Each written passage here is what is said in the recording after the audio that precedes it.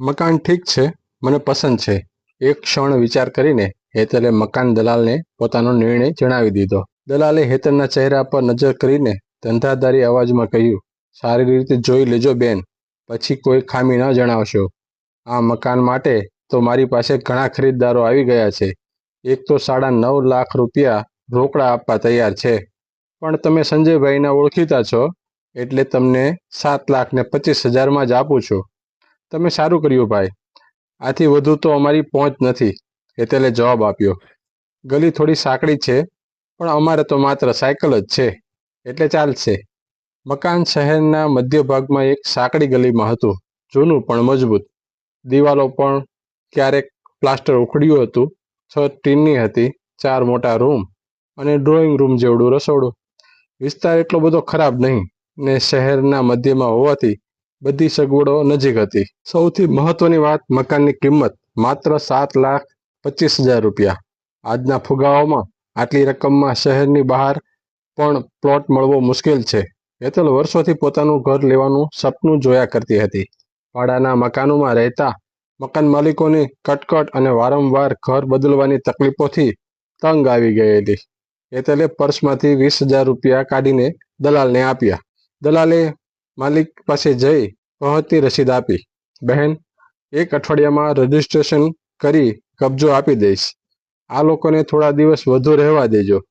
હેતલે કહ્યું, પોતાનું ઘર છોડવાનું મન કોણ કરે? મકાન માલિક વૃદ્ધની આંખો ભીની થઈ ગઈ. દીકરી, તું સમજે છે, અમારો દીકરો મુંબઈ છે, ત્યાં તેનો બંગલો છે. અમે બંને હવે વૃદ્ધ થઈ ગયા છીએ. દીકરા વિના અહીં રહેવું મુશ્કેલ થઈ પડ્યું છે. આવા મોટા મકાનની કાળજી લેવા કોઈ નથી. વૃદ્ધ મકાન માલિકણે હેતલને પાસે બેસાડી દીકરાની સફળતાની વાતો કરવા લાગી. જ્યારે હેતલ ઘરથી નીકળી ત્યારે એના મનમાં વૃદ્ધા પ્રત્યે આદર અને સહાનુભૂતિ છલકાતી હતી. હેતલના ચહેરા પર સંતોષ ઝળકી રહ્યો હતો. મકાન પસંદ કરવા માટે પતિ સંજયની સલાહ લેવાની જરૂર નહોતી. સંજયનો નાનકડો જનરલ સ્ટોર હતો, જે એક દિવસ પણ બંધ રાખી શકાય તેમ નહોતો. એટલે મકાન જોવાની જવાબદારી હેતલે જ સંભાળી હતી. ઘર ખરીદવાના પૈસા હેતલે જ ઘર ખર્ચમાંથી બચાવીને અને કપડાં સીવીને જોડ્યા હતા. કુલ 7 લાખમાંથી 6 લાખ તેણે જ બચત કર્યા હતા. બાકીના સગાવાલાઓએ ઉછીને આપ્યા હતા. મકાનની કિંમત ચૂકવી દેવાથી રજીસ્ટ્રેશન પણ ઝડપથી થઈ ગયું. નવા ઘરમાં જતી વખતે બાળકો અમી, રૂહી, વિશાલ ખુશીથી ઉછળતા હતા. 10 વર્ષીય વિશાલ તો બહુ ઉત્સાહિત હતો કે હવે પોતાની સાયકલ મનમાની દોડાવી શકશે. હેતલને પોતાની દેરાણીઓ કરતાં આગળ વધી જવાનો સંતોષ હતો, જેમણે હજુ પોતાનું ઘર લીધું નહોતું. સંજયે તો સામાન પેક કરવાની અને ખસેડવાની જવાબદારી હેતલ પર છોડી દુકાને ચાલ્યો ગયો. હેતલે પાડોશીઓની મદદથી 2 લારીવાળાને બોલાવ્યા. લારીવાળાએ સાથે ભાડા માટે થોડી ચર્ચા થઈ, પણ હેતલ અને છોકરીઓએ ઠરાવેલી રકમ જ આપવાનો આગ્રહ કર્યો. સાંકડી ગલીમાંથી લારી લઈ જવાની મુશ્કેલી હોવા છતાં તેઓ નવા ઘર તરફ જતા હતા. એકાએક મકાનમાંથી એક કદાવર શરીરવાળો માણસ બહાર આવ્યો. ગલીમાં અડધો ઊભો રહીને ગર્જના કરી, લારીઓ અંદર આવશે નહીં, આગળના ચોકમાં જ ઊભી રાખો. 3 બાળકો ડરી ગયા. હેતલ મૂંઝાઈ ગઈ. લારીવાળાઓએ પ્રશ્નભરી નજરે જોયું. હેતલે હિંમત કરીને કહ્યું, અમે આ ગલીમાં જ ઘર ખરીદ્યું છે, સામાન ત્યાં જ લઈ જવાનો છે. ઘર ખરીદ્યું એટલે શું? લારીઓ અહીં જ રોકો, સામાન માથે ઉપાડી લઈ જાઓ, ગુંડાઈથી ભરેલો જવાબ મળ્યો. હેતલે નરમાશથી સમજાવ્યું, ભાઈ, આટલો સામાન માથે કેમ લઈ જવો? બાળકો નાના છે, મને ફરક નથી પડતો, લારીઓ અહીંથી હટાવો. શોર બકોર સાંભળી પાડોશી બહાર આવ્યા. મોટા ભાગના ગુંડાની તરફેણમાં હતા. હેતલે ઝઘડો ન થાય તેમ લારી પાછી ફેરવાવી.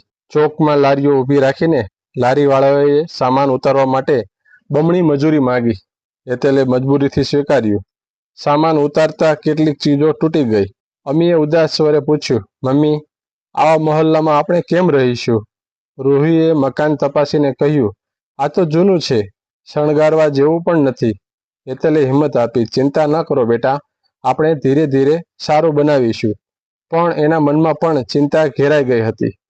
હેતલ મહોલ્લાવાસીઓના વર્તનથી પહેલેથી જ નિરાશ હતી. બાળકોની ફરિયાદ સાંભળી એ વધુ નિરાશ થઈ. આ મહોલ્લામાં તો લોકો સાવ ગુંડા જેવા લાગે છે. આવીને તુરંત જ આપણને તંગ કરવા માંડ્યા. વિશાલે બહેનોની હા પાડી. હા મમ્મી, આ લોકો તો ખરાબ છે. હેતલ ગુસ્સે ભરાઈ. એક એક પૈસો બચાવી લોન લઈ આ ઘર ખરીદ્યું, પણ કોઈને ખુશી નથી. ભાડાના ઘરમાં રહેતા તો ઓછું દુઃખ હતું.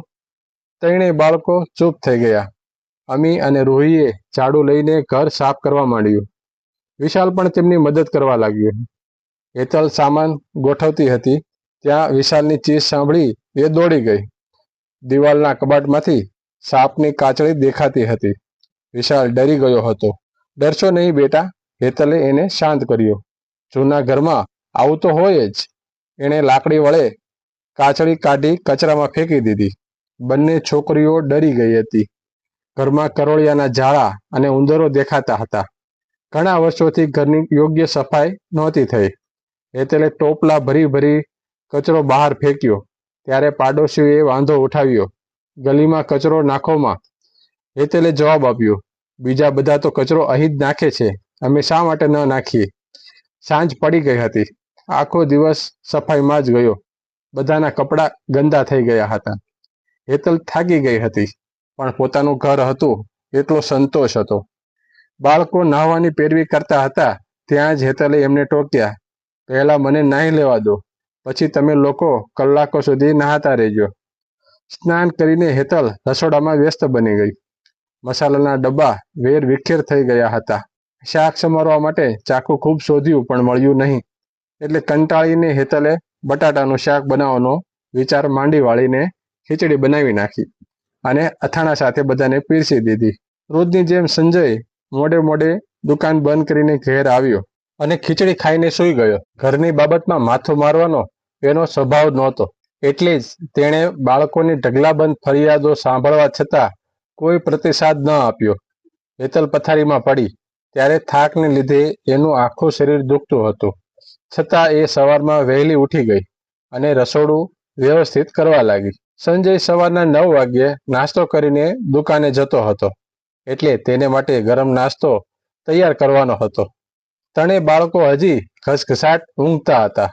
એ દિવસે આમ પણ રવિવાર હતો, એટલે હેતલ પણ તેમને નિરાતે ઊંઘવા દીધા અને અવાજ ન થાય એમ સામાન ગોઠવતી રહી. અચાનક કોઈ મહિલાનો ગભરાટભર્યો આક્રોશપૂર્ણ અવાજ એના કાને અથડાયો. અરે સાંભળો છો, આજે ફરી પેલી નાલાયક કંઈક કરી ગઈ. આ વાંજણી આપણને શાંતિથી નહીં જીવવા દે. બહેન, આ તો કોઈ અશુભ વસ્તુ લાગે છે, એને અડશો નહીં. સફાઈવાળીને કંઈક કહીને ક્યાંક ફેંકાવી દેજો, નહીતર માથે મુસીબતનો પહાડ તૂટી પડશે. પછી જાત જાતની ગાળાગાળી અને આક્ષેપબાજીના અવાજો ગલીમાં ગુંજવા લાગ્યા હતા. બાળકો પણ ગભરાઈને સફાળા જાગી ગયા અને અગાસીમાં ઊભા રહીને જોવા લાગ્યા. હેતલે પણ કામ પડતું મૂકીને દરવાજો ખોલીને બહાર ડોકું કર્યું. વિચિત્ર ધમાલ હતી. તેણે ગઈકાલે જે વસ્તુ ઘરની બહાર ફેંકી હતી તેને ખરાબ શક્તિ સમજીને ઘણા લોકો અંદરો અંદર લડી રહ્યા હતા. હેતલને થયું કે તે લોકોને પેલા બનાવની સાચી વાત બધાને જણાવી દે, પરંતુ તેની હિંમત ચાલી નહીં. તેણે દરવાજો બંધ કરીને સંજયને ધીમા સ્વરે બધી વાત વિસ્તારપૂર્વક કહી ત્યારે તે પણ ખૂબ હસ્યો. ભારે વિચિત્ર લોકો છે. 21મી સદીમાં પહેસવાના છે, પણ વિચારો 17મી સદીના છે. કેટલા બધા પછાત કહેવાય. વિચિત્ર તો છે જ, ખતરનાક પણ ખરા. હેતલે ઠંડો શ્વાસ લેતા કહ્યું, ખેર, ધીમે ધીમે બધું સરખું થઈ જશે. હજી તો આપણે નવા નવા આવ્યા છીએ. ઓળખાણ પીછાણ થઈ જશે એટલે બધા આપણા મિત્રો બની જશે. સંજયે સ્નાન કર્યા પછી નાસ્તો કર્યો અને સાયકલ લઈને દુકાને ચાલ્યો ગયો. હેતલ ઓટલે આવીને ઊભી. ઝઘડાએ ભારે ઉગ્ર રૂપ ધારણ કર્યું હતું. આખી ગલી સ્ત્રી પુરુષ અને બાળકોથી ખીચોખીચ ભરાયેલી હતી.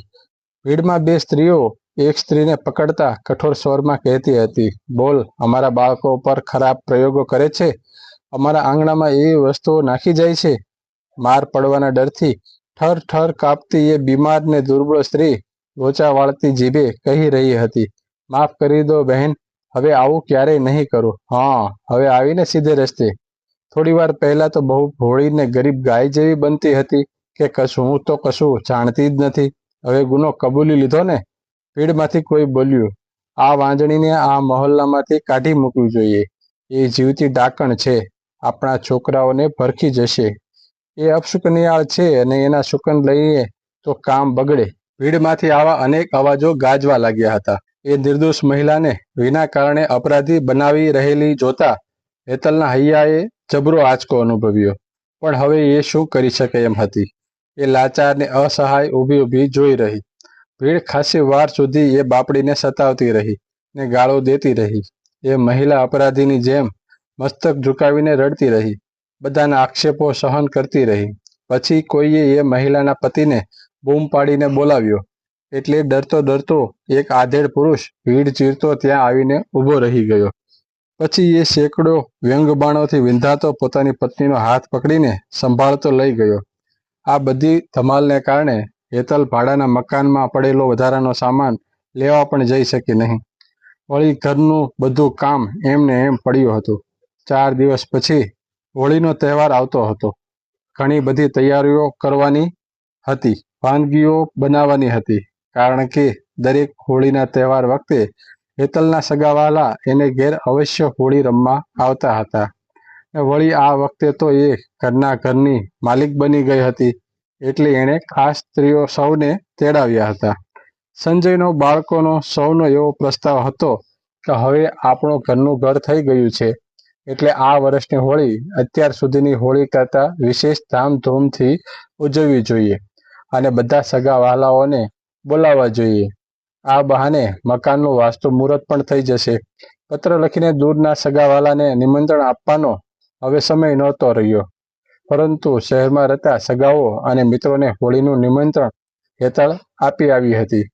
પાછા ફરતી વખતે એ બજારમાંથી થેલા ભરીને સામાન પણ ખરીદી લાવી હતી. પછી તો ઘરમાં જાત જાતની વાનગીઓ બનવા લાગી. હોળીની રજાઓ હોવાથી બાળકો પણ પૂરેપૂરો સહકાર આપી રહ્યા હતા. હોળીના ઉમંગ અને ઉલ્લાસમાં બાળકોનું ધ્યાન મકાનની ઉણપો અને પાડોશીઓ તરફથી ખસી ગયું હતું. આ દરમિયાન પાડોશના કેટલાક બાળકોનો સાથ મળી જવાના કારણે બાળકોનું ચિત્ત પણ ચોંટવા લાગ્યું હતું. હોળીના 2 દિવસ પહેલાથી જ મહોલ્લાના ઉદંડ છોકરાઓના ધમાચકડી શરૂ થઈ ગઈ હતી. તેઓ હોળીનો ફાળો એકઠો કરવા માટે રસ્તે જતા લોકોને પણ હેરાન પરેશાન કરવા લાગ્યા. શોરબકોર કરતું ટોળું હેતલને ઘેર પણ આવી પહોંચ્યું અને પૂરા 500 રૂપિયા લઈને જ ત્યાંથી ખસ્યું. આજે જરૂરી વસ્તુઓ ખરીદવા હેતલ બહાર નીકળી હતી, ત્યારે એ જ મોટી મૂછોવાળા મવાલીને છોકરાઓનું નેતૃત્વ કરતો જોઈને એને ભારે આશ્ચર્ય થયું. એને ઈશારે છોકરાઓ હોળીની ગોઠ ઉઘરાવવા ધાંધલ ધમાલ ને જાત જાતના ત્રાગા કરતા હતા. એ સંકેત કરતો કે છોકરાઓનું ટોળું કારની આડે સૂઈ જતું હતું. લાચાર બનીને કાર રોકીને કાર ચાલકોને હોળીની ગોઠ આપવાની ફરજ પડતી હતી. જે કોઈ ગોઠ નહોતું આપતું એના પર રંગ નાખવાનો આવતો કે કારના કાચના ભૂકા ઉડાવી દેવામાં આવતા હતા. હોળીની ગોઠ ઉઘરાવવાની આ તે કઈ રીત કહેવાય? કારમાં કોઈ ગંભીર બીમાર પણ હોઈ શકે, પ્રસૂતા મહિલાઓ પણ હોઈ શકે. મોડું થઈ જવાથી કેટલાક લોકોની ગાડી પણ ઉપડી જવાની શક્યતા હતી. સેંકડો સમસ્યાઓ ઊભી થાય એમ હતું. હેતલ એક ક્ષણ અટકીને આ બધું વિચારતી જ રહી. એનાથી રહેવાયું નહીં, એટલે હેતલે મવાલીને આ બધું બંધ કરવા કહ્યું. પણ મવાલી એના કામમાં અવરોધ ઊભો થવાથી ગુસ્સો થયો. હોળીની ગોઠથી એનું ખિસ્સું ભરાઈ ગયું હતું. એ ગર્વથી બોલ્યો, બહેન, તમે તમારે રસ્તે જાઓ. અહીં કોઈ શાળા નથી કે તમારી શિખામણ માનવામાં આવશે. વર્ષોથી આ મહોલ્લામાં આવું જ ચાલે છે. પણ ભાઈ, ખોટા રિવાજને પાળવાથી સારું નથી થતું. બીજાને તંગ કરવું એ સારી વાત નથી, હેતલે સમજાવ્યું. પણ કોઈએ એની વાત ન સાંભળી. જ્યારે તે આગળ વધવા લાગી ત્યારે છોકરાઓએ પીઠ પાછળ હસીને મશ્કરી કરી. મવાલીએ ગાળ કાઢીને કહ્યું, દાદાગીરી દેખાડે છે. આ મહોલ્લામાં અમારો દબદબો ચાલે છે. કોઈની હિંમત નથી કે અમારી સામે આંખ ચડાવી શકે. મવાલીના શબ્દો હેતલના કાનમાં ઝેર જેવા ઉતર્યા, પણ એણે ચૂપ રહેવું જ સારું ગણ્યું. એ મૂંગી બની બજાર તરફ ચાલી ગઈ. જ્યારે હેતલ ખરીદી કરી પાછી ફરી ત્યારે ચોકમાં ભીડ જામી હતી. ખબર મળ્યા કે ગુંડાઓની ટોળીએ એક છોકરો પણ કાર રોકવાની ધમાલમાં ઘાયલ થયો હતો. એના માથામાંથી લોહી નીકળતું હતું અને એક હાથ ભાંગી ગયો હતો. કદાચ હવે એ લોકોને સમજાશે, હેતલે વિચાર્યું. પણ છોકરાઓ તો વધુ ઉન્મત્ત બની ગયા હતા. જેમણે ફાળો ન આપ્યો તેમના ઘર પર છાણ અને કીચડ ફેંકવા લાગ્યા. કોઈએ પોતાના ઘાયલ સાથીની પરવા નહોતી. હોળીના દિવસે સવારથી જ હેતલે વાનગીઓ તૈયાર કરી ડ્રોઈંગ રૂમમાં સજાવી. બાળકોએ રંગ અને પિચકારીઓ દરવાજા પાસે મૂકી દીધી. સૌ આવી જશે એવી આશામાં બધા ઉત્સાહમાં હતા. પણ સાંજ પડી છતાં કોઈ ન આવ્યું. હેતલ ચિંતિત થઈ ગઈ. આમ ક્યારેય નથી બન્યું. આજે કોઈ કેમ ન આવ્યું? એના મનમાં શંકા ઉઠી. સંજય બહાર ગયો તો થોડી વારમાં કીચડ ને છાણથી ભરેલો પાછો આવ્યો. એ થાકીને ઓટલે બેસી ગયો. એ ગુંડાઓ દારૂ પીને છાકટા બની ગયા છે, એણે હાંફતા કહ્યું. બધાને કીચડ ફેંકી રહ્યા છે. કદાચ આપણા મહેમાનોને પણ તંગ કર્યા હોય, તેથી કોઈ ન આવ્યું. હજી સંજયની વાત પૂરી નહોતી થઈ ત્યાં જ કોણ જાણે ક્યાંથી એ જગો અને દારૂડિયાઓની ટોળી ત્યાં આવી પહોંચી. ગભરાઈને સંજય ને હેતલે દરવાજો બંધ કરવા પૂરું બળ વાપર્યું, પણ ભીડના દબાણના કારણે દરવાજો પૂરેપૂરો બંધ થઈ શક્યો નહીં. બંનેને ધકેલી પાડી ભીડ ઘરની અંદર ઘસી આવી. હેતલને બીજું કંઈ સૂઝ્યું નહીં. એ દારૂડિયાથી બચવા માટે પોતાના બાળકોને લઈને એક રૂમમાં ઘૂસી ગઈ અને અંદરથી લોક મારી દીધો. સંજય પણ બાથરૂમમાં સંતાઈ ગયો. જગાનો વ્યંગભર્યો કડક સ્વર આખા ઘરમાં ગાજી ઉઠ્યો. આ બહેન આપણને ઉપદેશ દઈ રહ્યા હતા. જરા એમને બતાવી દો કે આપણે ઉપદેશ દેનારા માસ્તરોની આપણે કેવી દશા કરીએ છીએ. આખા ઘરમાં શોરબકોર ને ધડાધડીના અવાજો ગાજતા હતા. સંજય, હેતલ અને બાળકોના હૈયા ચીરાતા રહ્યા. ઘરમાં બધા બારણા જૂનવાણીને નબળા હતા. જો જગાએ ઓરડીના બારણા તોડી નાખ્યા તો શું થશે? પણ દારૂડિયાનું ધ્યાન એ તરફ પડ્યું જ નહોતું. એ તો ઘરમાં તોડફોડ કરવામાં જ વ્યસ્ત હતા. ઘણા સમય પછી જ્યારે શાંતિ પથરાઈ ગઈ ત્યારે હેતલે ઓરડાનો દરવાજો ખોલી નાખ્યો અને ચૂપચાપ બહાર આવીને જોયું તો તેના હોશ ઉડી ગયા. ઘરમાં જાણે ધરતીકંપ થયો હતો. આખા ઘરનો સામાન કચ્ચર ઘાણ બનીને વેરાયેલો પડ્યો હતો. ડ્રોઈંગ રૂમ અને રસોડામાં ખાવા પીવાની વસ્તુઓ, બધી જ વાનગીઓ વગેરે સાપચટ થઈ ગયું હતું. બધું રેશન પણ ગાયબ હતું. જાણે ડાકુઓ આખું ઘર લૂંટીને લઈ ગયા હોય તેવું લાગતું હતું. દિવાલ પર લટકતી ઘડિયાળ અને રેડિયો પણ ગાયબ હતા. હેતલને ચક્કર આવવા લાગ્યા. તે માથું પકડીને ફસડાઈ ગઈ. ગંદકી સાફ કરીને અને સ્નાન કરીને સંજય બહાર આવ્યો ત્યારે તેનું માથું પણ ભમતું હતું. ગંદકીની દુર્ગંધ હજી પણ તેને બેચેન બનાવી રહી હતી. ઘરની હાલત જોઈને સદાય શાંત અને મૌન રહેનારો સંજય પણ મૂંગો રહી શક્યો નહીં. તે હેતલ પર ગુસ્સે થઈ પડ્યો. આવા જંગલીઓ અને રાક્ષસોની વચ્ચે આખા શહેરમાં આ એક જ ઘર તારા માટે બાકી રહ્યું હતું. હવે અહીં એક દિવસ પણ રહેવું નથી. સામાન બાંધો. સવારે સૂરજ ઉગતા પહેલા જ અહીંથી નીકળી જવાનું છે. પણ સામાનમાં હવે બાંધવા જેવું બાકી શું રહ્યું હતું? એક પણ વસ્તુ સહી સલામત બચી નથી. એ જગા બદમાશ અને દારૂડિયાથી જીવ બચ્યા એ જ મોટી વાત છે. હેતલ ઘૂસકે ને ઘૂસકે રડી પડી. ફરી પાછા ભાડાના મકાનમાં વધ્યો ઘટ્યો સામાન રાતોરાત જ બાંધી લેવામાં આવ્યો. કોઈએ કશું ખાધું નહીં. ઘરમાં રાંધવા માટે અનાજનો દાણોય બચ્યો નહોતો. જે કંઈ હતું એ પણ જમીન ઉપર વેરાઈને ગંદુ થઈ ગયું હતું. એમણે ઘરનો મોહ મૂકી દીધો. તાળું બંધ કરી અને રિક્ષામાં સામાન લાદીને જ્યારે બધા પાછા જઈ રહ્યા હતા ત્યારે એ જગો મૂછો પર તાવ દેતો ઘરને ઓટલે ઊભો વ્યંગથી હસી રહ્યો હતો. એ બધા પાછા ઠેરના ઠેર ભાડાના મકાનમાં આવી ગયા. બાળકોએ પણ જાણે જેલમાંથી છૂટીને આવ્યા હોય તેમ નિરાંતનો શ્વાસ લીધો. સંજયે એ દિવસે જ મકાનના દલાલને મળીને કહી દીધું, અમારે આવું મકાન નથી જોઈતું. આ મકાન વેચાવીને અમારા પૈસા પાછા અપાવી દો. દલાલે પોતાનો બચાવ કરતા ખુલાસો કર્યો, મેં તો બહેનજીને પહેલેથી જ કહ્યું હતું કે મકાન જોઈ વિચારીને લેજો. ભાઈ, તમારી વાત સાચી છે, પણ પાડોશીઓની અંદર ઘૂસીને કોણ જોઈ શકે છે? આમ કહીને સંજયે મકાનની ચાવી દલાલની સામે પટકી દીધી. હેતલ અને સંજયને એ દિવસે જ થયેલા અસભ્ય વર્તનથી ખૂબ જ આઘાત લાગ્યો હતો. બદલામાં બધા જ મિત્રો અને સગાવહાલાની માફી માંગવી પડી. હેતલને ખૂબ પસ્તાવો થતો હતો કે તેણે ખોટી સોસાયટીમાં મકાન પસંદ કર્યું હતું. બાળકોની વાર્ષિક પરીક્ષાઓ શરૂ થવાની જ હતી એટલે હેતલે ઘર વિશે વિચારવાનું બંધ કરી બાળકોના ભણતરમાં ધ્યાન આપવાનું શરૂ કર્યું. એમનું જીવન પહેલાંની જેમ જ સામાન્ય રીતે ચાલવા માંડ્યું. હા, મનમાં કેટલીક કડવી યાદો રહી ગઈ હતી. ક્યારેક ક્યારેક દલાલ આવીને કહી જતો હતો કે એ મકાન માટે કોઈ ગ્રાહક જ મળતો નથી. એક દિવસ હેતલ રિક્ષામાં બેસીને એક બહેનપણીને ઘેર તેને મળવા જઈ રહી હતી. ત્યાં જ તેણે એક જગ્યાએ લોકોની ભીડ ભેગી થયેલી જોઈ. કોઈ માણસ ટ્રક નીચે કચડાઈ ગયો હતો.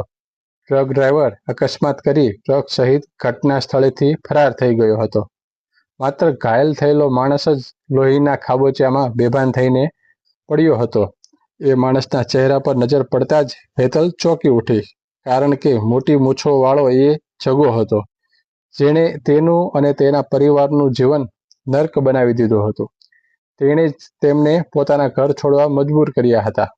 પોલીસના મામલે પડવાના ડરથી કોઈ પણ માણસ તેને હોસ્પિટલે લઈ જવા તૈયાર નહોતો. જગાની હાલત પળે પળે ગંભીર થતી જતી હતી. ખૂબ જ લોહી વહી જવાના કારણે તે કોઈ પણ ક્ષણે મૃત્યુ પામે એમ જણાતું હતું. રિક્ષા ઊભી રખાવીને હેતલ સ્તબ્ધ બનીને ઊભી વિચારતી રહી. અત્યારે તેની નજર સામે એ જગાની અભણ પત્ની અને નાના નાના 6 બાળકોના દયામણા ચહેરા તરવરી રહ્યા હતા. જો આ મરી જશે તો તેના બાળ બચ્ચાને કોણ પાળશે? રસ્તે રઝળતા થઈ જશે. પછી તેના બાળકોનું ભણતર અટકી પડશે. બાળકોનું ભણશે નહીં તો અભણ રહીને કોણ જાણે આ જગા જેવા જ ગુનેગાર બની જશે. હેતલનું હૃદય કંપી ઉઠ્યું. તે ઉતાવળે પગલે લોહીના ખાબોચિયામાં પડેલ એ જગા ભણી દોડી ગઈ અને બધાને ઉદ્દેશીને બોલી, આ ઘાયલને રિક્ષામાં લેવામાં જરા મદદ કરો. હું તેને હોસ્પિટલ લઈ જાઉં છું. આ જોઈને રિક્ષાવાળાએ એને ટોકી, બહેનજી, તમે ભલા માણસ આવી ઉપાધિમાં ક્યાં પડો છો? તમને હજી ખબર નથી કે પોલીસ કેટલા હેરાન કરે છે. હેતલે મહા મુસીબતે હાજર રહેલા ટોળામાંના કેટલાકને મદદ કરવા તૈયાર કર્યા. એ લોકોએ જગાને રિક્ષામાં નાખીને કહ્યું, બહેનજી, આ સમાજ સેવાનું કામ તમે એકલા જ કરો. અમને અમારા કામ ધંધામાંથી ફુરસદ નથી. હેતલે પોતાની સાડીનો છેડો ફાડીને જગાને કપાળે થયેલા ઊંડા જખમ પર પાટો બાંધી દીધો અને પછી તેને સંભાળતી રિક્ષામાં બેસી ગઈ. રિક્ષાવાળાએ ઝડપથી રિક્ષા હંકારી મૂકી અને ગણતરીની મિનિટોમાં જ નજીકના સરકારી હોસ્પિટલે પહોંચાડી દીધી. હોસ્પિટલમાં તરત જ એ જગાને સારવાર આપવામાં આવી. હેતલે પોતાના ગળાની સોનાની ચેન ઉતારીને ડૉક્ટરની સામે ટેબલ પર મૂકી દેતા કહ્યું, ડૉક્ટર સાહેબ, અત્યારે મારી પાસે પૈસા નથી. આ રાખો અને દવા, જરૂરી ઇન્જેક્શન અને લોહીની બોટલની વ્યવસ્થા કરો. હું રૂપિયાની વ્યવસ્થા કરીને આવું છું. પછી તે એ જ રિક્ષામાં બેસીને જગાને ઘેર તેની પત્નીને જાણ કરવા રવાના થઈ. સોસાયટીના લોકો તો હેતલની આ સેવા જોઈને દંગ જ બની ગયા. ત્યારે જ હેતલને ખબર પડી કે ગુંડાનું નામ જગો હતું. જગાની પત્નીને હેતલ હોસ્પિટલ લઈ આવી. ડગલે ને પગલે એ અભણ સ્ત્રીની સહાયતા કરી. સંજય હેતલને મહેણા મારતો રહ્યો કે તેણે એક નકામા માણસનું જીવન બચાવવા પોતાના એકમાત્ર ચેન પણ ગુમાવી દીધી. જીવનભરની જમા પૂંજી અને વર્ષોથી વસાવેલો સામાન તો એમ જ ગુમાવી દીધો હતો. પહેલાં જ મકાનની વેદી પર સ્વાહા થઈ ગયો હતો. હવે તો સંજયને બેંકની EMI ચૂકવવાની હતી અને એ માટે રાત દિવસ તે કોઈ મજૂરની જેમ સખત મહેનત કરી રહ્યો હતો. જગ્ગો સંપૂર્ણ સાજો થઈ ગયો ત્યારે હેતલે હોસ્પિટલમાં જવાનું બંધ કરી દીધું. તેને એક વાતનો સંતોષ હતો કે એક સોનાની ચેન ગુમાવીને પણ તેણે એક પરિવારને વિખેરાતું બચાવી લીધું હતું. આમ કરીને તેણે કોઈ ખોટું કામ તો કર્યું જ નહોતું. એક સામાન્ય ચેનની કિંમત કોઈના જીવથી વધુ મૂલ્યવાન નથી હોતી. મકાન વેચવાની કોશિશ હજી પણ ચાલુ જ હતી, પણ ઘણા પ્રયત્નો કરવા છતાં પણ કોઈ ખરીદદાર મળતો નહોતો. એક દિવસ જગ્ગો અને તેની પત્નીને પોતાને ઘેર આવેલા જોઈને હેતલ સ્તબ્ધ બની ગઈ. તેની નવાઈનો પાર નહોતો. તે અવાક બનીને જોઈ જ રહી. કશું બોલે એ પહેલાં જ જગાની પત્નીએ ઝડપથી આગળ વધીને તેના પગ પકડી લીધા. ગળગળે સાદે બોલી, બહેન, તમે તો મારા પતિનું જીવન બચાવ્યું છે. હું જીવનના છેલ્લા શ્વાસ સુધી તમારો આભાર નહીં ભૂલી શકું. જગ્ગો પણ માથું નમાવીને શર્મિંદો થતો બોલ્યો, બહેન, તમે તો મને નવું જીવન આપ્યું છે. હવે મારું જીવન તમારું જ છે. મારી ભૂલોની માફી માંગવા તમારી પાસે આવ્યો છું. આ સાંભળીને હેતલના હોઠો પર આછું સ્મિત ફરકી ગયું. તે બોલી, માત્ર માફી માંગવાથી કામ નહીં ચાલે જગાભાઈ. તમારે મને એક વચન પણ આપવું પડશે. બહેન, હું તમારી કોઈ પણ વાત માનવા તૈયાર છું. બોલો, તમારે શું વચન આપું? ગળગળો થતો જગો બોલ્યો. હેતલ એકાદ ક્ષણ તો પસ્તાવાથી ભરેલા જગાના ચહેરા સામે તાકી રહી. પછી તેણે કહ્યું, તો મને વચન આપો કે આજ પછી ક્યારેક કોઈને પણ હેરાન કરશો નહીં, દારૂ પીશો નહીં, સોસાયટીમાં ગંદકી ફેલાવશો નહીં ને તોડફોડ કરશો નહીં. જગો હેતલની બધી વાત ખરા દિલથી સ્વીકારી રહ્યો હતો અને માથું હલાવી રહ્યો હતો.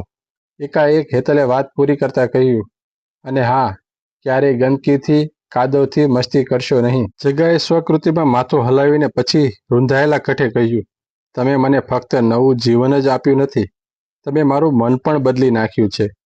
હવે પછી હું ગુંડા તરીકે નહીં, પરંતુ એક સારા માણસ તરીકે જીવવા માંગુ છું.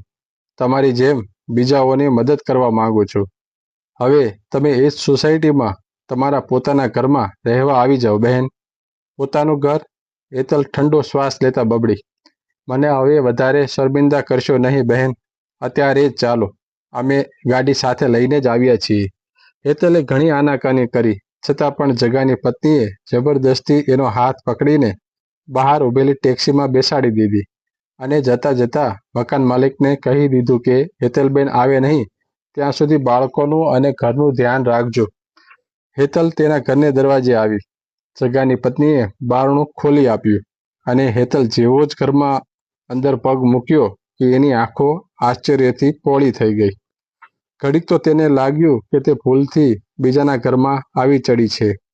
આખું ઘર સાફ સૂફ, રંગ રોગાનથી કરેલું અને સજાવટથી ઝગમગી રહ્યું હતું. બધો સામાન વ્યવસ્થિત ગોઠવેલો હતો.